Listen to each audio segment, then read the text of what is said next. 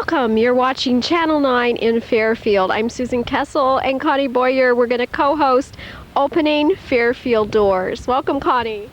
Thanks, Susan. Today we're out at Waterworks Park. You can see by this sign behind us, and we're going to talk a little bit about the history of the park and all the way from some of the projects that have been happening in Fairfield. And then this is, I think, going to be kind of a first installment of learning about natural prairie that Fairfield has some remnants of, and we hope to educate Fairfield people about that and what that means and the beauty of it, and the beauty that comes along all summer, and where these places are in Fairfield that we have, particularly out here at Waterworks Park. So I guess we'll start there, and we need to introduce our guests. This is Sally Gavry and Ray Reeves. And Sally, why don't you tell us a little bit about yourself and how you are participating in this? Okay. Thank you. My name is Sally, and I have been involved with the committee that was formed by the mayor to look at how to use the reservoirs, all three reservoirs, Waterworks Park, Reservoir 2, and Walton Lake, how to use them now that they're no longer needed for the city water supply because of our new Jordan well. So a committee was formed, and we sought a lot of public input. We put out a survey. And the public is very interested in recreational uses of these three bodies of water, and also interested in preserving the natural beauty that surrounds these three bodies of water, one of which is a prairie remnant. There's quite a large one here around Waterworks Park, and also prairie remnants around the other two water bodies, Reservoir 2 and Walton Lake. So we thought we'd start by bringing to the public's awareness just what is prairie, what is a prairie remnant, because 153 years ago the state of Iowa was 85% covered with prairies, and we have less than 1%, less than 1/10 of 1% of prairies left in the state of Iowa.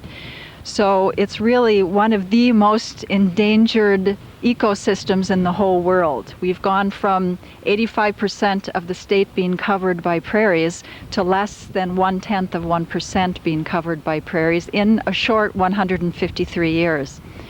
So one of the ways to really appreciate what we have in terms of prairie remnants is to learn more about prairies. And there's really two ways we can do that. We can approach it from the big level of the whole ecosystem of what is a prairie, because it's more than just the grasses and the wildflowers. It has an insect population, it has birds, it has all kinds of living beings that exist in that prairie. But we could also look at it, approach it from a more personal relationship, and that is, let's learn what each grass is like and what the beautiful different wildflowers are like, because most of us learn and relate better on a one-to-one basis. Sometimes it's really hard to get the whole big picture, but it's easy to recognize a flower and know whether, oh, that's a beautiful flower and I'd like to learn more about that. So one of the things we're hoping to accomplish here today is to point out some of the pretty flowers and the beautiful grasses that actually exist all through the summer, the fall, the spring, and the winter. The grasses, the prairie grasses, are gorgeous throughout the winter even. So we'll be taking a little hike and showing you some of the grasses and the flowers that are still in bloom, some of which have already gone beyond bloom, but they have beautiful seed pods, so we'll be pointing those out and things like that. Ray is a botanist, so Ray is much more knowledgeable. I'm an enthusiast. I live just down the way here, so this is virtually my backyard. But I'm a generalist. I just like being in the prairie. I like what it looks like. I like watching the birds that are attracted here. But Ray knows a lot more than I do. And we've relied on Ray's expertise to help us do the Gateway project on Highway 34 West.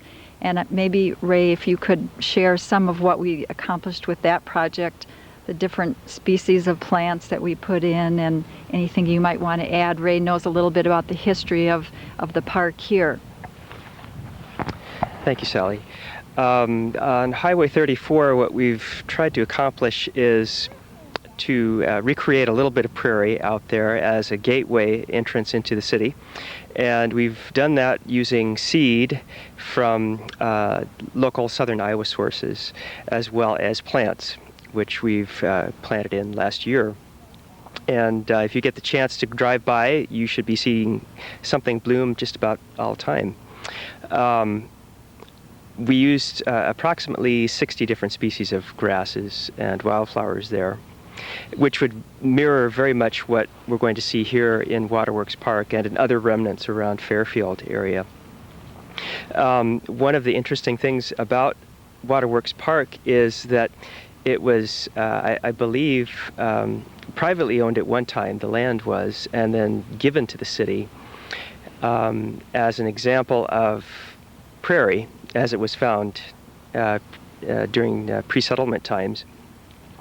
And then the area behind us, which is developing into a woodland, was at that time prairie.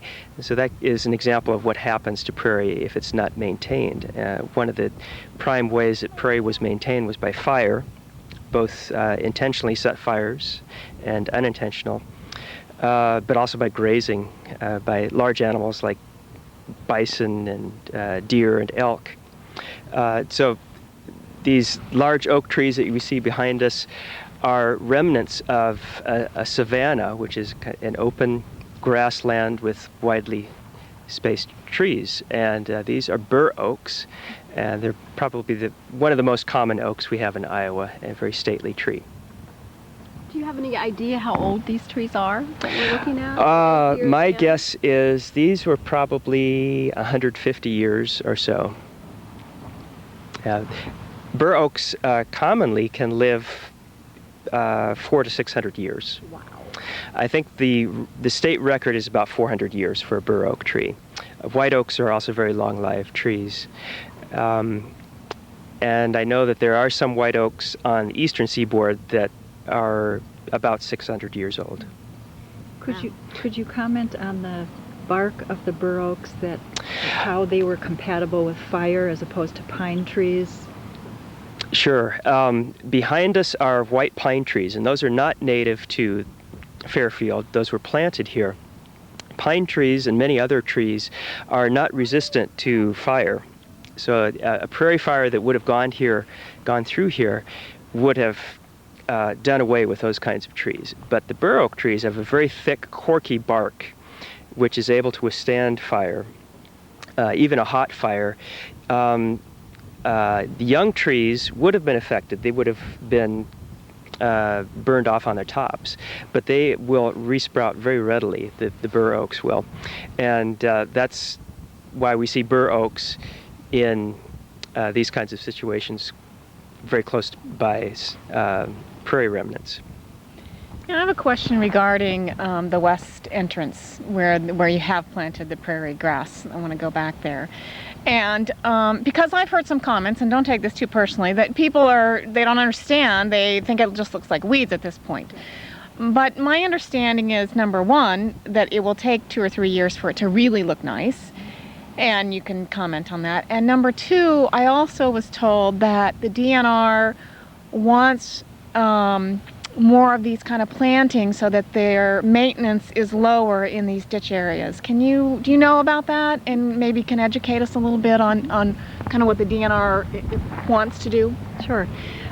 One of the reasons that the DNR is very actively supporting the planting of native grasses and wildflowers is because they're multifunctional.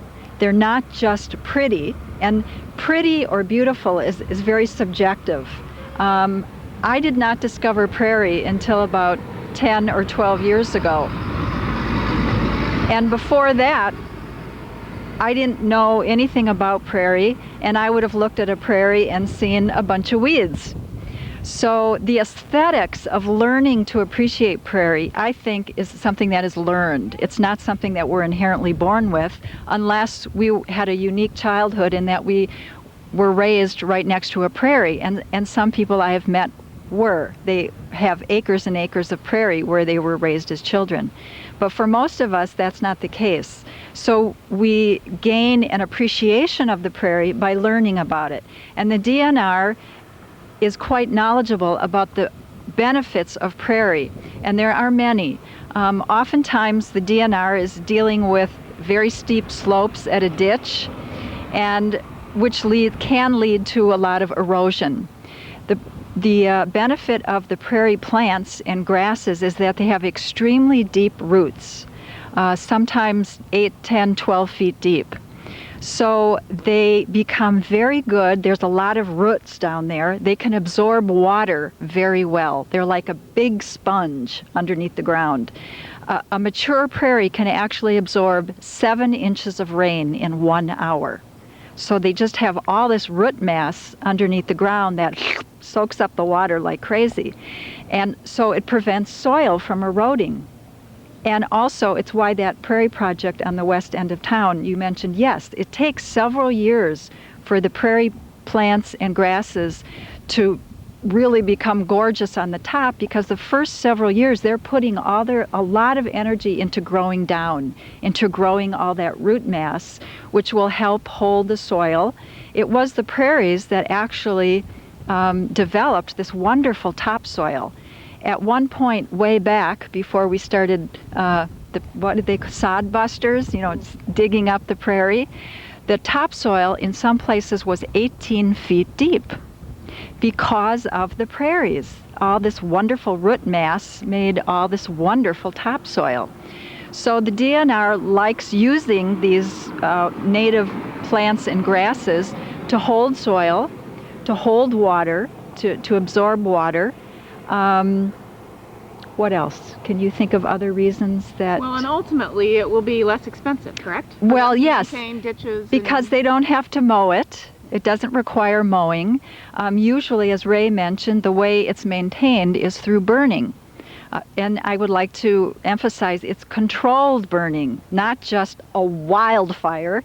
It's controlled burning. We've done several controlled burns here at the Waterworks Park Prairie Remnants.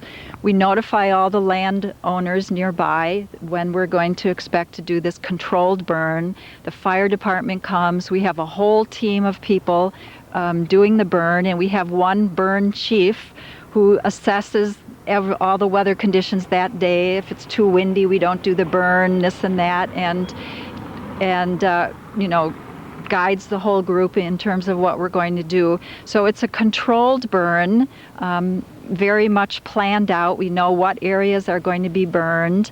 We don't burn the whole prairie all at once, so that there are pockets. Some insects need to be in a certain state of their life not to have fire there.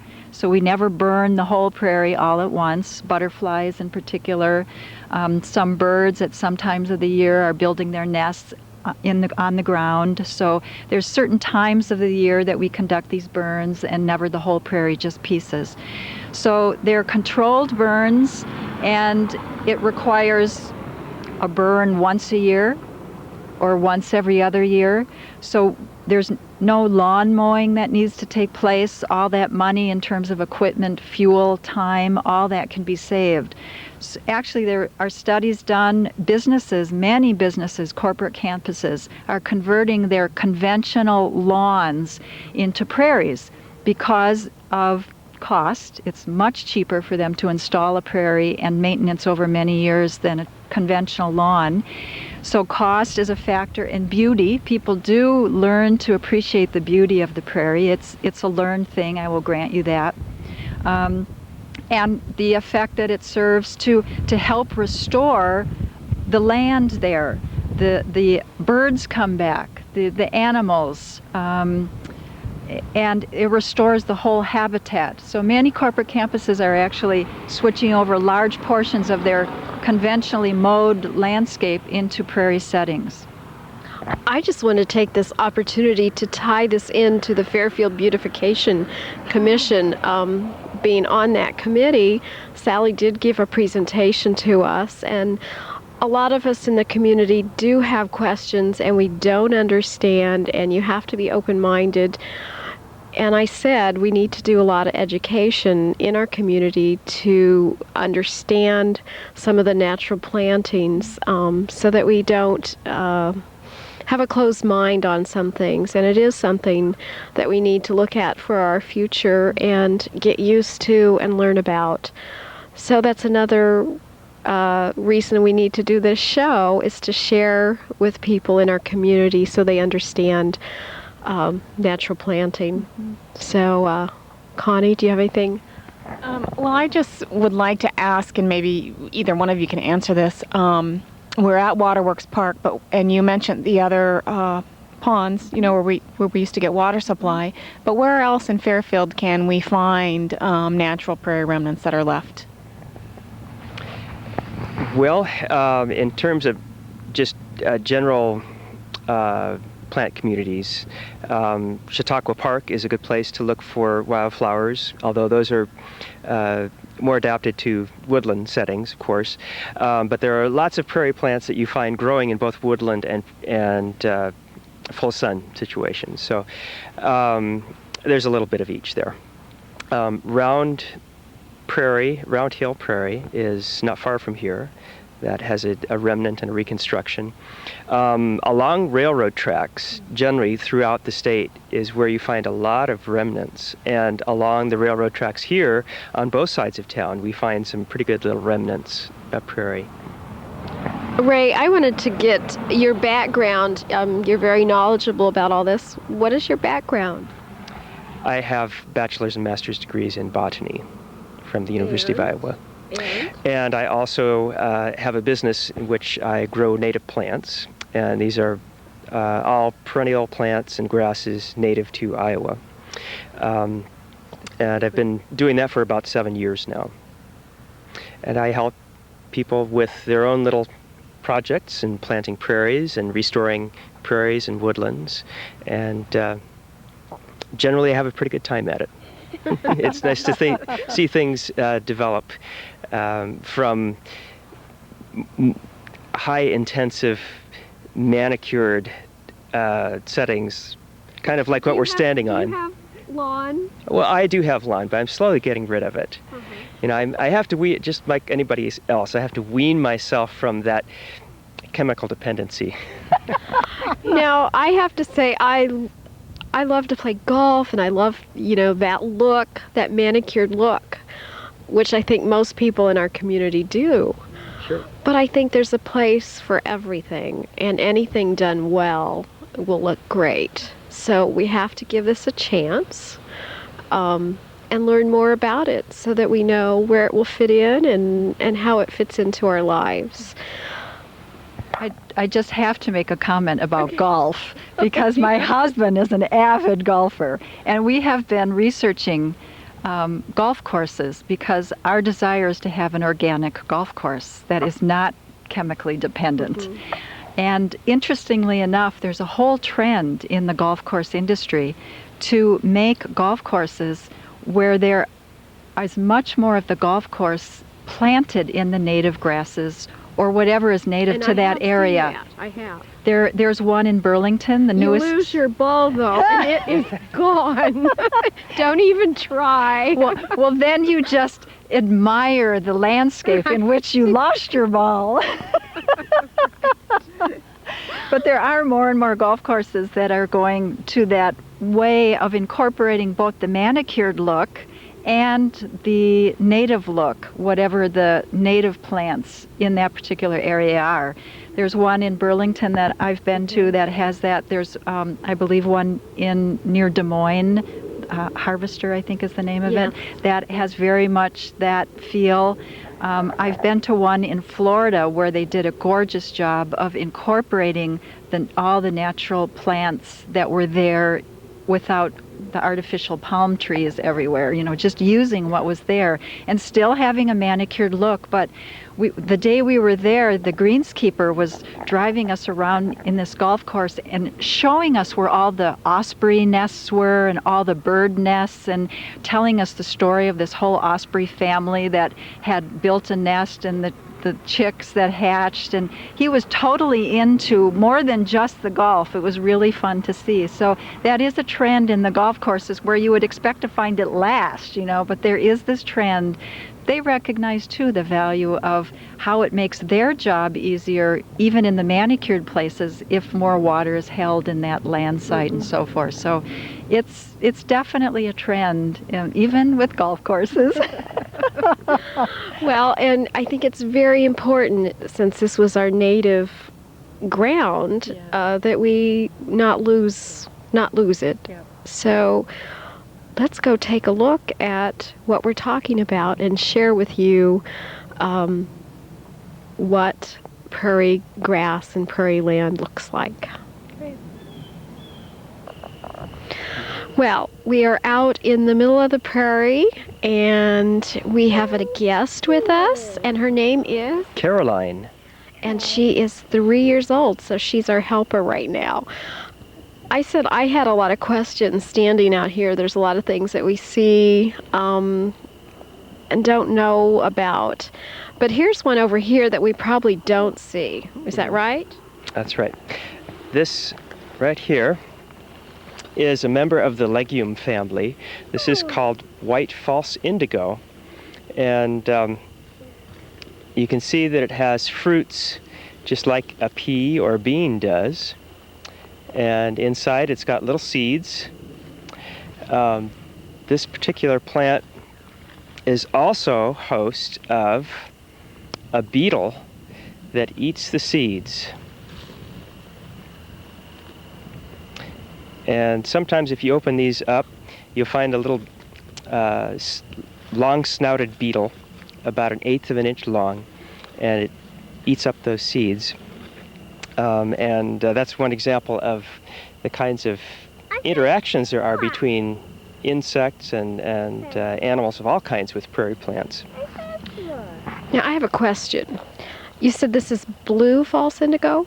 This is the white flower. But White. We also have one that is blue flowered. Okay. The white flowers in June, mid to late June, and the blue flowering species flowers in late May. I just bought some of this year. It's probably not, it's related to this, but it's probably not the same thing. Exactly, yeah.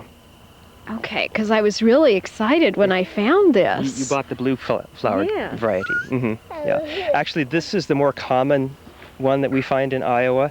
The blue flowered species is one that you'd find as you go south into Missouri. But it grows well here. It's very hardy here. One thing about the prairie plants is that having evolved here over a period of tens of thousands of years, they've become accustomed to the kinds of droughts that we have and occasional flood and problems with insects. And so they've evolved a way to deal with those kinds of things, and they're very, very hardy. So if you plant some of the showier prairie species and woodland species in your garden, you'll be assured of something that's going to stick around for a very long time. So this one here, is this native? Did someone plant this? This is a native species, and this was something that existed here prior to the settlement. And are there very many of these? Because I know we hunted around here before we started to find this one. There are quite a few here. Once you see one, particularly when it's in fruit like this, or when it's in flower, when this is covered in white flowers, then your eye knows what to look for, and you can see more of them. But here in this side of the park, they're in scattered groups. And so I've been here often enough that I know from experience where to look for these things. But if you're traveling at 55 miles an hour along a road, they're really hard to pick out. I can imagine. So, to appreciate plants, you really have to get out of your car. And even off the path, as we are here, we're a good bit off the beaten path. So are these seeds going to spread and these grow around here? Yeah, they will, although very, very slowly. Because in a prairie, you're only seeing part of the picture in the above ground plant. The rest of of the story is underground, where that huge mass of roots is taking up the soil space. And for a new seedling to take root in an established prairie is very difficult. But it does happen.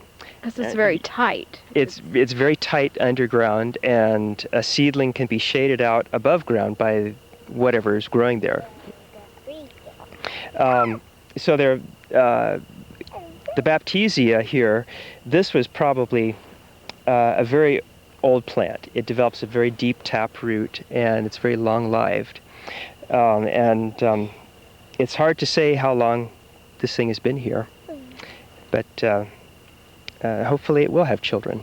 Carolyn is helping that process by opening the seed pods and distributing the seeds. So they'll either make it as baby plants or some edible, delectable delight for some little critter, but she's definitely helping the process along. So I'm curious in general. The prairie kind of started disappearing because basically people came in and started farming the land, correct? That's correct. Yeah.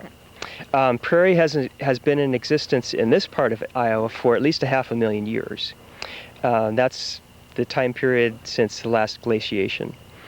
In northern Iowa, the last glaciation was about 12 to 15,000 years ago. So prairie is more recent. It's a younger prairie. It's a younger landform in the northern part of the state.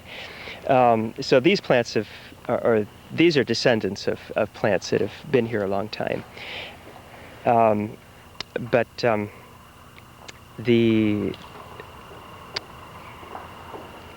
kind of lost my train of thought here. Well, I was just going to say, I see a lot of things in here that we see. We saw some milkweed pods. What are we looking at? That purple one up there, that's beautiful. And I've seen that. Have I seen that alongside the road? I've seen that all over the place. That's New England aster. And as the name implies, it is found in New England. It has a very wide distribution across the United States. It's one of our showier fall-blooming asters. There are just dozens and dozens of aster species that are native to Iowa, and they start blooming in spring and go all the way to fall. Right now, we're seeing purple New England asters. We're also seeing a bunch of blue asters. You may be finding those in ditches as well, and a lot of white asters. The white, yeah. Mm-hmm. The aster the white aster in here is the heath aster. It's got very, very tiny white flowers. Now, if we wanted to cultivate that purple, what would we do? Well, you can cultivate it by seed or by plugging in a whole plant into your garden. Now, we were talking about how it is important to not poach plants. Tell us about that. Okay.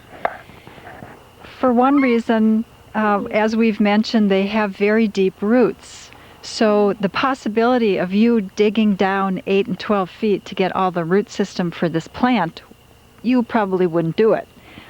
So the little root system that one would get digging up this plant would probably not encourage the healthy transplant of the prairie plant. Also, in a mature prairie, the plants are very close together. So you would get more than just the one plant. Part of the preservation of what we have is to leave what we have where it is, and then allow the plants to multiply on their own or with the help of birds or however it is that they propagate. So what is a safe and legal way if you're going to cultivate to get the seeds? The best way, there are nurseries like Ray's that grows plants from the seeds. There are nurseries that provide bulk seed. It's best to know the source. When you purchase a prairie plant, it's best to know where that prairie plant came from. There is an issue called local ecotype. What local ecotype, and Ray kind of alluded to that, and that is that these plants here in southern Iowa have been here for a long time. They're well adapted to our particular climate. So that is called a local ecotype seed. It's particular to the ecosystem that has been developed here. There are actually 3 different ecotypes just in the state of Iowa. Southern ecotype, there's a middle ecotype, and there's a northern ecotype. So to ensure that your plant or your seeds, whichever you are purchasing, does the best in your particular area, it's best to get the plants or the seeds in your local ecotype. And so is that the zone? it's like a zone. zone, Well, okay. it's different than the zones, the 10 zones that we're accustomed to as gardeners. It's even more specific than the particular zone. So that's one good way, is to really know where those plants are coming from. And the state itself has supported the development of this whole local ecotype seed system. Is it through the universities that this has happened, Ray? At the University of Northern Iowa. That's the where the local ecotype project is located. And can you elaborate on the local ecotype from more of a kind of scientific, botanical viewpoint rather than just like... Well, let me say that when we're on the subject of where should I go for plants and what should I look for, as a gardener, I like things that are very showy, and I like things that are out of the ordinary, and I think a lot of us are that way. And many of us are tempted to buy things that are normally grown somewhere else, but we don't find here. Hawaii. Well, yeah, like take tropical orchids for instance, for example. Tropical orchids are adapted to the tropics, and they're not adapted to the temperate zone that we have in Iowa. So we have to create an artificial environment for them in order for them to survive. And the same is true for many native plants, exotic native plants like orchids, or terrestrial native orchids. They are things that have very exacting requirements for growth, and the home gardener can't always expect to supply those requirements. And so when we talk about using native plants in a home landscape, we're really talking about things that are widely adaptable to varying kinds of conditions that you'd likely find in the home landscape. Now, I was just about ready to sneeze. And so, so for that reason, you have to really rein yourself in from trying out those exotic things. And part of that is, if you're tempted to go dig something up, particularly if it's an orchid, it's not a good idea because orchids don't transplant well, for example. And secondly, orchids in Iowa are very, very rare. And if we are interested in preserving that being, that life form for our children to see, then we had better leave them in place. And secondly, we have to preserve the environment in which they grow, the habitat that they're living in. Without that habitat, they're going to perish.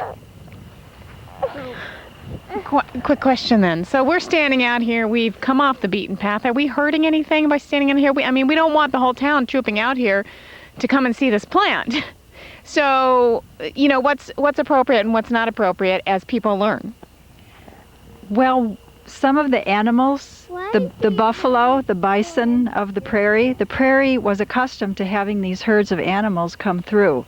So I remember on one of my early prairie walks, the leader of the walk, when we went off the beaten path, he said, "Okay, the bison are coming through," and the whole herd of the 30 of us who were on this prairie walk went clumping through the prairie.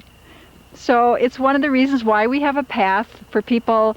It takes some courage, if we're accustomed to paths and manicured lawns, to get off the beaten path and come into this stuff, particularly when we don't know what it is. That was one of the reasons why I got personally motivated to finding out what prairie was about, because I didn't want to go through life going, "Oh my God, is that safe? What is that plant going to do to me?"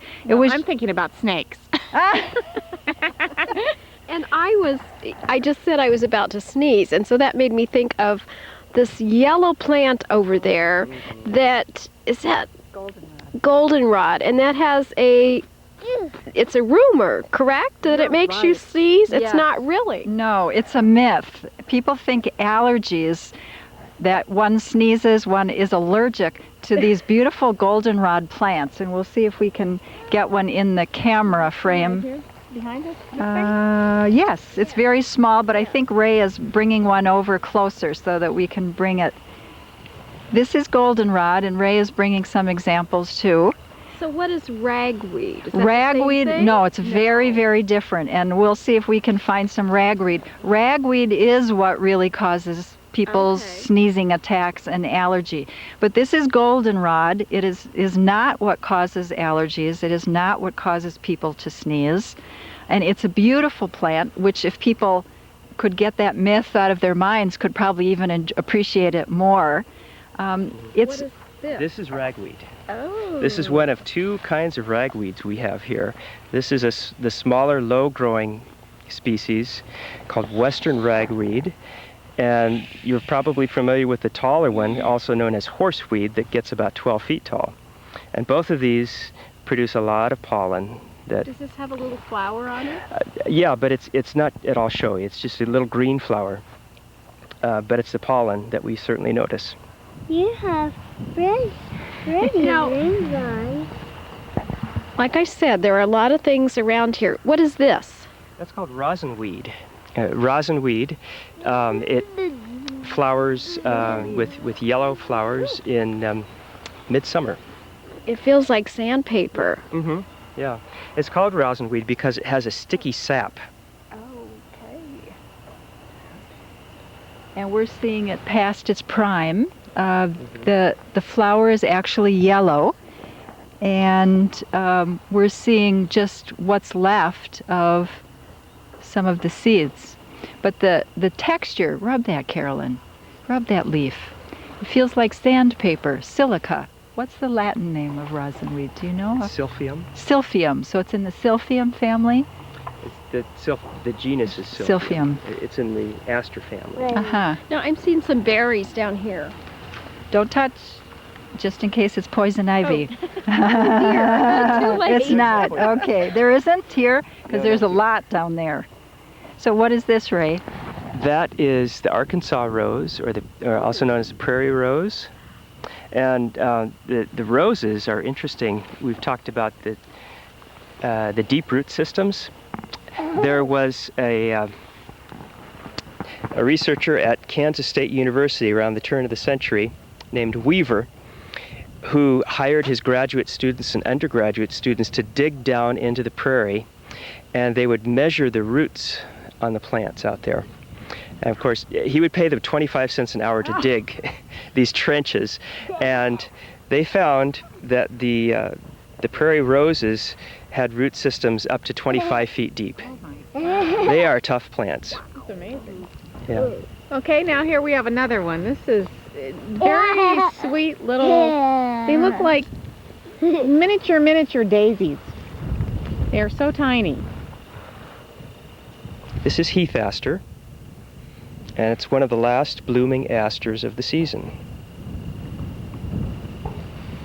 Now what is the little daisy, yellow daisy flower?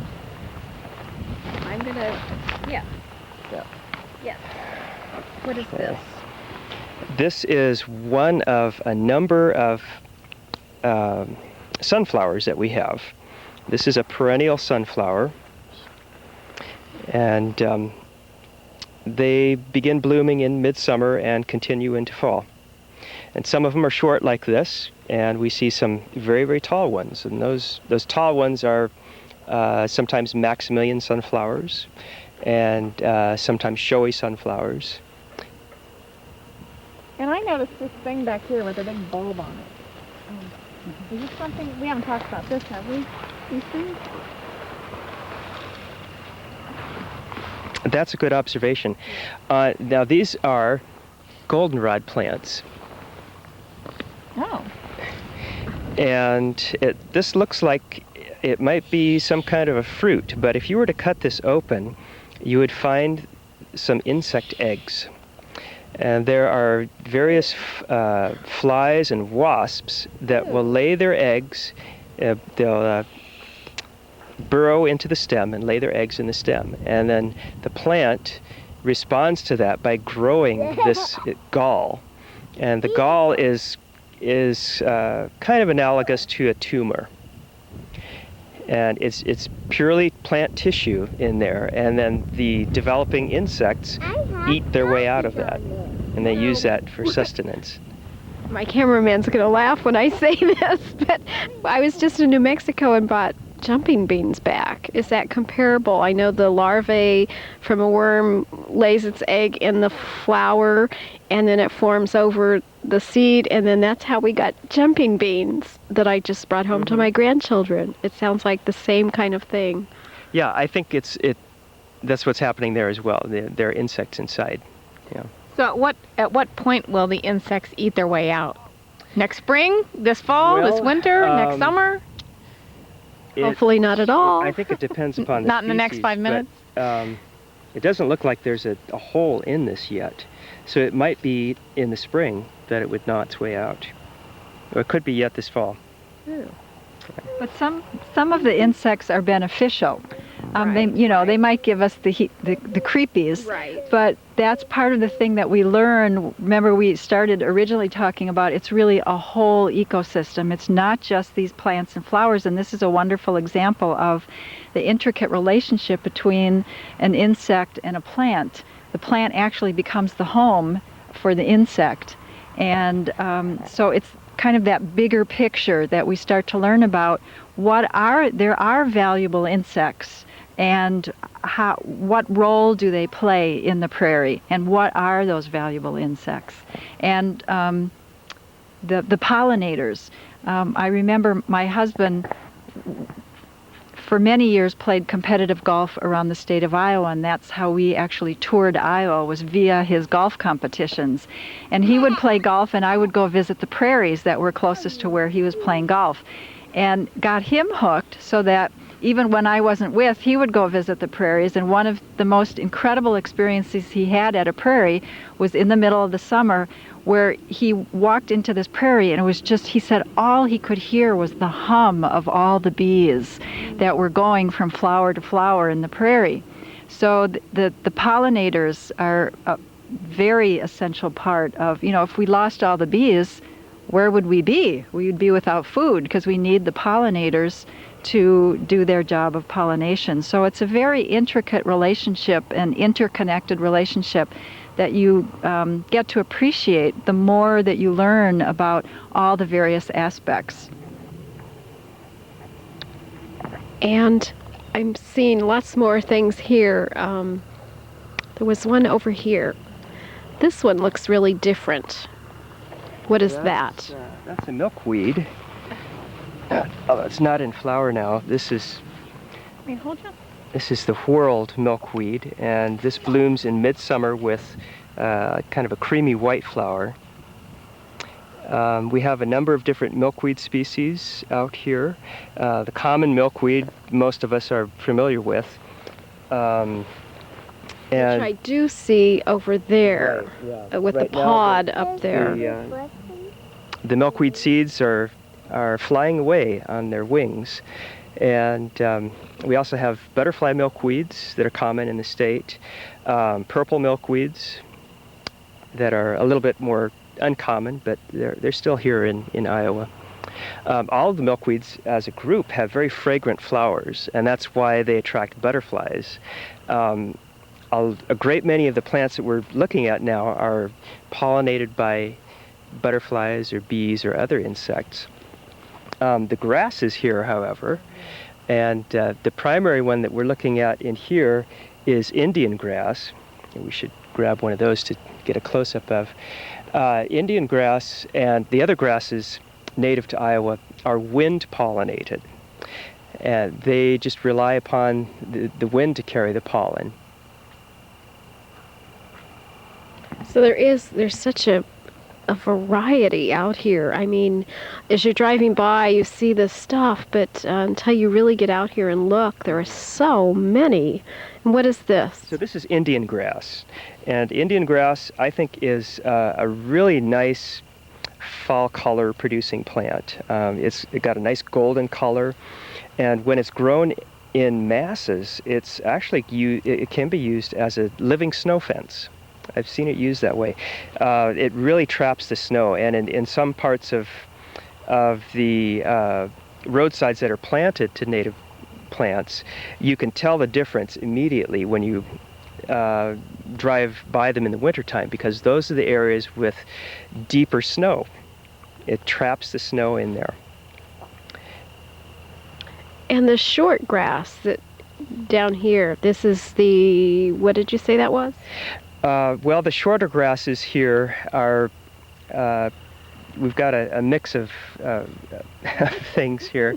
We're getting some flowers. Oh, well, there's so much to learn out here, and there's a trail that goes around the pond, the lake, and I know the cross-country people, kids enjoy this, and they do their meets here. It's a great place to come out and walk and just enjoy nature. And you were talking about the recreation that, Sally, that is going to be developed here, and some of the uses. I know that it will be limited, but could you tell us some of those? One of the highest requested forms of activities was swimming. So the reservoir committee is reconvening after we got all the public input. The city, and presented that to the city. The city has asked us to give specific recommendations. So we have formed 4 groups to look at 4 various aspects, and one of them is a beach group. One of them is a fishing group, because there's good fishing and could be improved fishing in some of these areas. So the beach area most likely will be here at Waterworks Park. The fishing most likely will be developed at Walton Lake, but also Reservoir 2. And then preservation is one of the committees, which would probably be involved in all 3 areas, because there are prairie remnants at all 3 areas. And boating is another one, non-motorized boating, so paddling, canoeing, things like that. So we're looking at specific recommendations to make the city, including budgets. How much would it cost to develop a beach here? How much would it cost to put in boat ramps and things like that? So that we're just starting that process, and hope to have that done within by the middle of January to meet the budget requests of the city. So that's what's in process now. So I think, Ray, is there anything else that you want to particularly point out here before we end up today? Yeah, the prairie doesn't always look like this. It's looking kind of brown right now at the end of the year. Not a lot is blooming, at least in this particular spot. But one of the nice things about a native prairie is it constantly changes. Things begin to bloom in the spring, and they'll bloom for a few weeks, and then something else picks up. And so it is a constant change of colors and textures over the course of the year, and that's one of the nice things about it. So with that thought, next year, if we want to do sort of like a series, I mean, I think Sally had mentioned it would be fun to do kind of a series. How often would we want to come out here? Once a month, every 2 weeks? Probably every 2 weeks, don't you think? Well, yeah, probably every 3 to 4 weeks is a good time to check back on things, to see what new has come up and blooming. Because that's one of the lovely features that Ray mentioned, is it's never the same. So it's always like a new adventure when you go out. It's a constantly changing palette.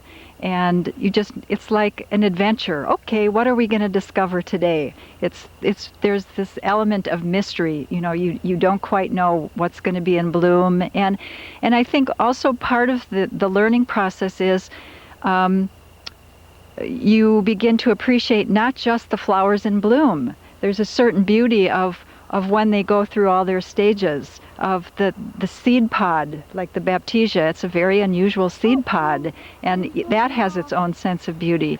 And one of the values of the grasses, I love the colors that the grasses turn in the winter, so that when most everything else is brown in the landscape, the prairie grasses are these gorgeous kind of russet colors, and they really add a lot of color and texture to the landscape. So there are all these different phases. While we normally focus on the blooms and the colors of the flowers, I think over time one appreciates too all the different states of evolution that one life cycle of the plant goes through. But that's definitely a learning process. Is there any big blue stem or little blue stem nearby where we could show, because those are fun? There is big blue stem over here. Okay, so maybe we could just finish on that note. We may have to track over there, but the big blue stem, when the prairie was first here, it can get 10 and 12 feet high. So when the people came riding through on the horseback, the big blue stem was over the horses. And it was quite, when you read the literature of people who wrote of their experience coming upon the prairie, they were just awed by what they saw. So if we can just finish up maybe finding you a big blue stem and a little blue stem, the grasses, that would be fun. So if you can see us, we are in the middle of...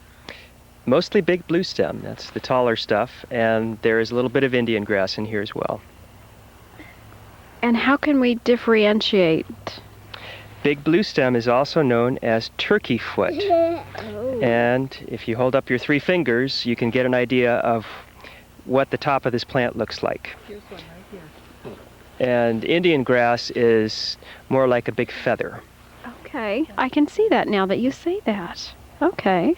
Is this the tallest of the grasses then? In Iowa, it's probably the tallest grass that we would have. Yeah. Although